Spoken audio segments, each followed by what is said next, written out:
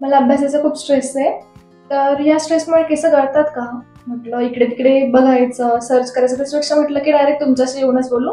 म्हणून मी आज doctor Archana ma'am यांच्याकडे आलेली आहे. किती चांगली गोष्ट आहे. सर्चिंग करण्यापेक्षा तू डायरेक्ट प्रश्न विचारायला आलीस ते. तर हे बघ, केस गळण्यासाठी खूप कारणं असतात. त्याच्यामध्ये एक महत्त्वाचं कारण पण असतं स्ट्रेस हे. तर स्ट्रेसमुळे जे केस गळतात त्याच्यामध्ये समजा तुम्हाला काही आजार वगैरे झाला असेल, बॉडी स्ट्रेसमध्ये गेली असेल, डेंग्यू मलेरिया सारख्या काही गोष्टी झाल्या, ते साधारण त्याच्यानंतर 2-3 महिन्यांनी की नाही खूप जास्त प्रमाणामध्ये केस गळतात. त्याला टिलोजन इफ्लुवियम असं म्हणतात. दुसरा प्रकार आहे तो ज्या लोकांना प्रचंड स्ट्रेस आहे किंवा क्रॉनिक आहे किंवा ज्यांचा स्वभाव आहे त्या लोकांमध्ये होतं काय की त्यांना डिप्रेशन किंवा लोनलीनेस खूप जास्त येतो आणि मग ते काय करतात, आयब्रोचे केस तोड, डोक्याचे केस ओढ आणि तोड असं करतात. त्याला ट्रायकोटिलोमेनिया असं म्हणतात. अजून एक वेगळा परिणाम म्हणजे अँड्रोजेनिक ॲलोपेशिया एरियाटा म्हणून जो एक प्रकार आहे की ज्याच्यामध्ये एक गोल असं चकतीसारखं दिसतं, ज्याच्यामध्ये अजिबात केस नसतं, ज्याला मराठीत आपण चाई पडणं असं म्हणतो. त्याचं पण कारण स्ट्रेस आहे. असं जर का खूप दिवसांपासून जर तुम्हाला क्रॉनिक स्ट्रेस राहिला ना, तर तुम्हाला गट इश्यूज होतात, तुमचा गट ब्रेन ॲक्सिस डिस्टर्ब होतो, त्यामुळे न्यूट्रिशनल डेफिशियन्सी होतात. न्यूट्रिशनल डेफिशियन्सी तर खूप मोठं कारण आहे केस गळतीचं. आणि जर तुम्हाला अँड्रोजेनिक ॲलोपेशियाची म्हणजे जेनेटिक हेअर लॉसची हिस्ट्री असेल आणि जर न्यूट्रिशनल डेफिशियन्सी झाली तर तो तुमचा जो हेअर फॉल किंवा हेअर लॉस आहे ना तो ॲग्रिवेट होतो किंवा अर्ली एज पण होतो. आता पण बघतो की नाही की एक साधारण 20-1 वर्षांची मुलं पण म्हणतात फार केस गळतात, इव्हन मुली पण म्हणतात खूप केस गळतात म्हणून, बरोबर की नाही. सो ह्या गोष्टी होतात. त्याचबरोबर ग्रेइंग सुद्धा होतं आणि हेअर थिनिंग होतं, म्हणजे केस पातळ व्हायला लागतात. म्हणजे मुली म्हणतात की खूप छान जाड वेणी होती आणि आता बघा केवढी पातळ झाली, किंवा शाळेत असताना 2 वेण्या केवढ्या जाड जाड येत होत्या. तर हे सगळे क्रॉनिक स्ट्रेसचे परिणाम असू शकतात आणि जे तुमच्या केसांवर होतात. पण केसांवर होणारे परिणाम इतरही अनेक कारणं असतात की नाही. सो स्ट्रेस हे महत्त्वाचं कारण आहेच आहे.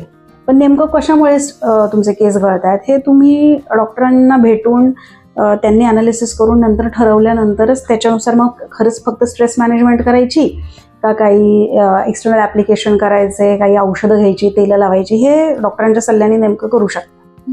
म्हणजे मग कसं होतं की गोष्टी व्यवस्थित सॉर्ट आउट होतात. करायला गेलो एक आणि झालं भलतं. जसा स्ट्रेसचा जसा केसांवर परिणाम होतो तसंच त्याचा स्किनवर पण काही परिणाम होतो का? हो, स्किनवर काय होतं माहिती आहे का, जे कोलॅजन आणि इलॅस्टिन असतं त्याचं ब्रेकडाऊन फास्ट होतं. म्हणजे त्याच्यामुळे आपली एजिंग प्रोसेस जी असते ती स्पीडअप होऊन जाते. त्यामुळे अर्ली साईन्स एजिंगचे दिसतात, जसं फाईन लाईन्स, रिंकल्स हे पण होतं. दुसरं म्हणजे जे ऑइल प्रोडक्शन आहे ते वाढतं, त्यामुळे ॲक्ने पण जास्ती प्रमाणात येतात. आणि काही स्किन कंडिशन आहेत जसं की सोरियासिस किंवा एक्झिमा, ते पण स्ट्रेसमुळे फ्लेअरअप होऊ शकतं.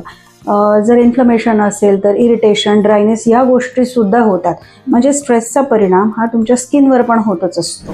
पण मला असं स्पेसिफिक असं फक्त अभ्यासाचं सोडलं तर काही असं वेगळं काही स्ट्रेस नाहीये.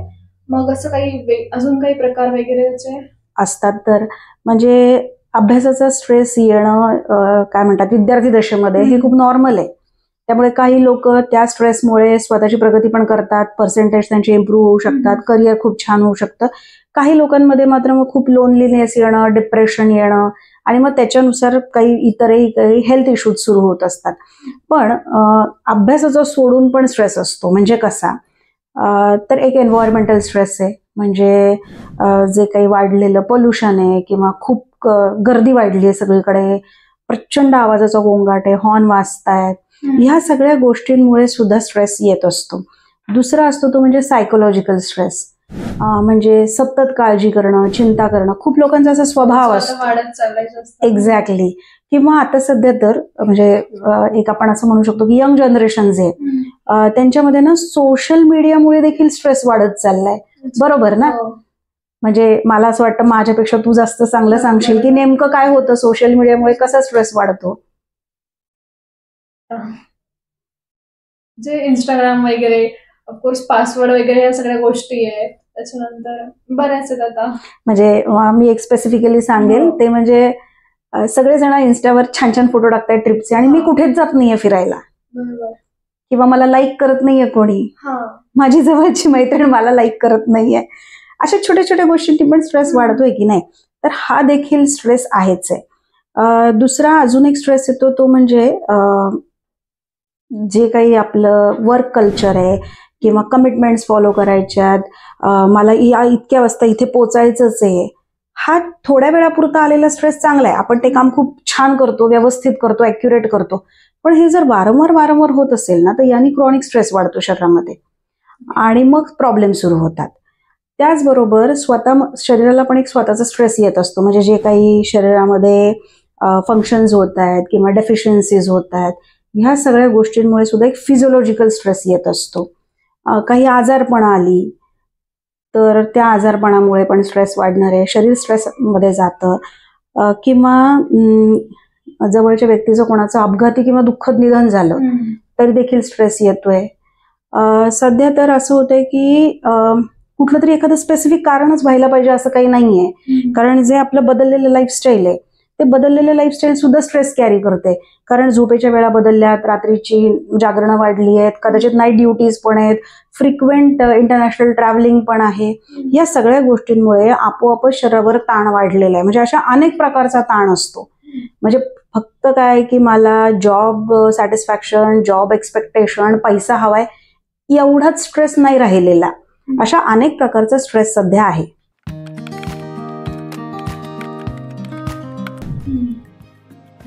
अवॉइड करायसाठी काय केलं पाहिजे? असं ऍक्च्युली स्ट्रेस अवॉइड नाही करायला पाहिजे, बिकॉज थोडा स्ट्रेस असणं हे शरीरासाठी खूप चांगलं आहे.